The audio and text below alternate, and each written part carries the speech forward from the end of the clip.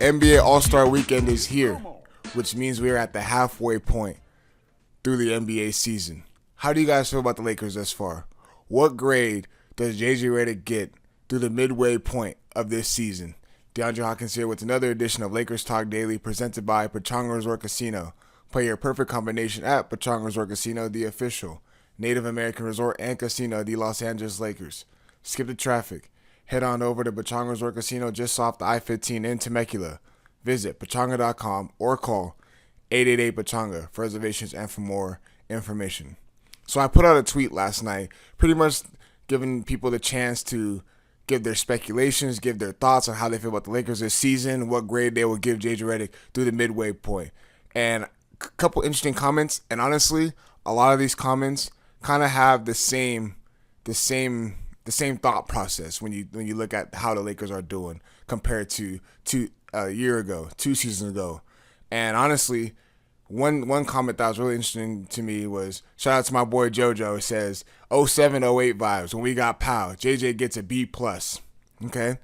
Meaning he's thinking about the Luka Doncic trade, acquiring Luka Doncic, and, with the Anthony Davis trade, sending Anthony Davis to the Dallas Mavericks and acquiring Luka Doncic. Look, man, the Lakers got the right now, and they got the future.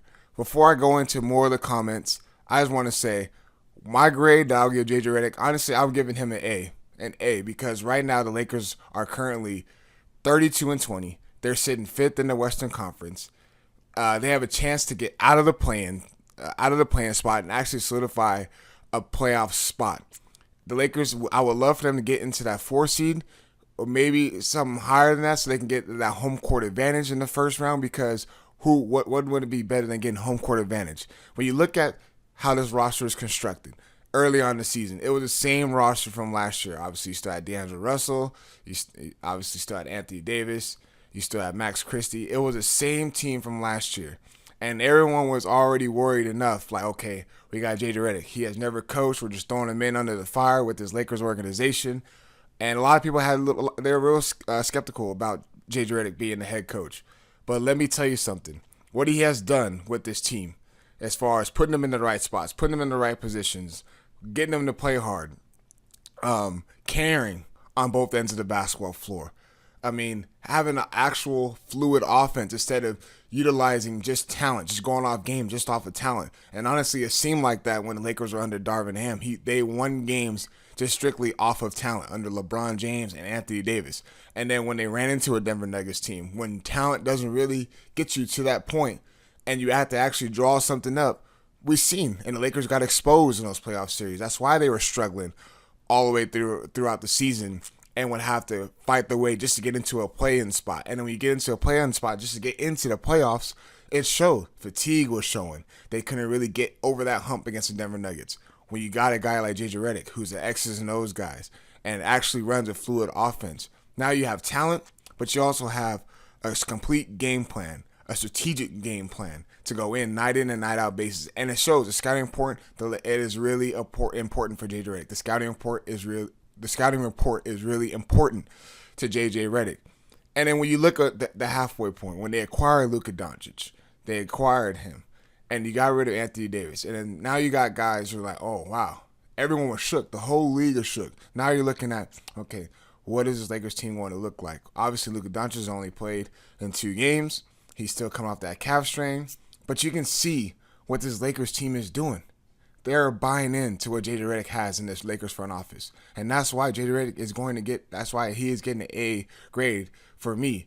Because you had the same roster from last year, and these guys were out there winning games. Yes, there were some games that they shouldn't have lost, but that's the nature of basketball. It's the nature of the NBA. But when you see a coach that genuinely cares, especially of all the stuff that he has gone through, this Lakers team has gone through the LA fires and him not having a home, he spoke up about that by saying, "Look, what are you going to be doing this weekend heading to the All-Star break?" He said, "I'm going to find a place to live."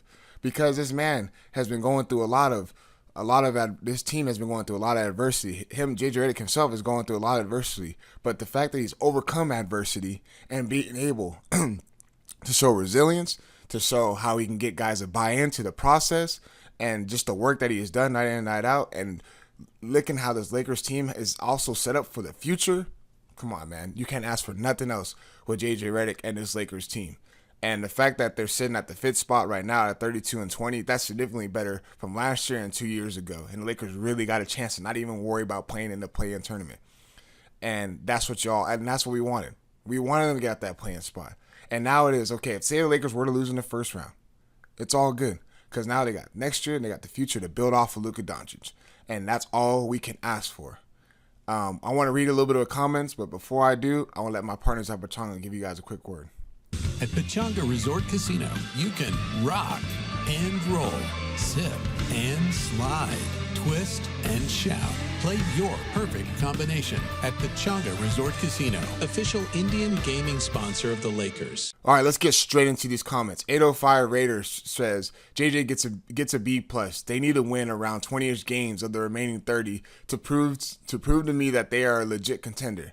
Honestly, they are already proving themselves that they're a legit contender. And I like that comment because after the All-Star break, when they got to face against the Denver Nuggets twice, and they got to face the San Antonio Spurs, Minnesota Timberwolves, they got to face against the Milwaukee Bucks, a big team who got really solidified big man and a great size all around 1 through 5. It's going to be a test for this Lakers team. So 805, I love that comment. I feel like that will really show us who this Lakers team is in that tough stretch against that Western Conference, against the Spurs, the Bucks, the Nuggets, the Timberwolves. Those are great opponents, and it'll show where the Lakers are at.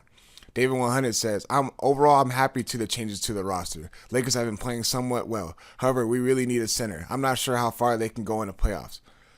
JJ Redick is already game planning what he can do with Jackson Hayes in the lineup, without Jackson Hayes in the lineup. The small ball lineup, don't know how that's going to be, how effective that's going to be. We've seen when they did go small ball, obviously Finney Smith and Gabe Vincent didn't play, but they literally shot nothing but 3-pointers and were not aggressive enough when the Jazz went into a 2-3 zone. So that's going to be my worries as well. Is if you do go small ball lineup, you still got to be the aggressor. You still got to be aggressive and not settle.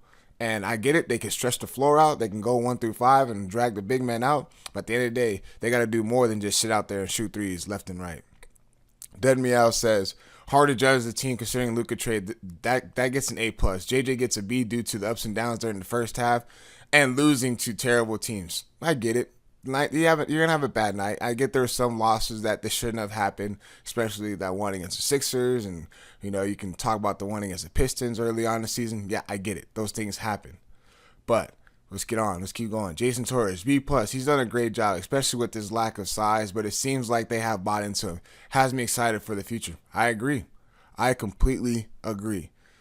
Hooper's X, I think JJ has done a great job and has managed to adjust where Ham never did. Just saying, night in and night out, he's making adjustments and putting minor tweaks to enhance this Lakers team going forward. I like that comment as well. Gote95 of the DX, shout out to you. AC Fresh. Well, now that Luka is here, everything is changing, but in a good way. Been playing some good basketball lately, even though it's some to weaker teams, but still have to take care of business and win. JJ so far gets a B+. He's definitely a good coach, but room for improvement overall. Great comment. I hear what you're saying. JJ Redick is going to improve. I believe what the Lakers are doing. I believe these players are bought in.